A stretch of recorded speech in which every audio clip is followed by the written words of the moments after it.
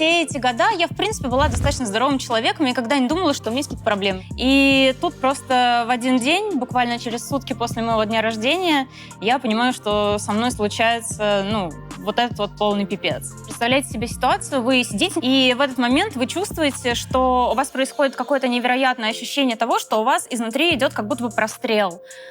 Передать это ощущение, его очень тяжело описать. Оно похоже на то, когда зажимает нерв, только умноженное примерно на 100. И вот это вот ощущение у меня происходило 3 раза. В какой-то момент я стала терять уже свое дыхание, то есть я понимаю, что я задыхаюсь, я уже не могу ничего говорить, у меня уже начинается паника, меня трясет, вот это вот весь набор.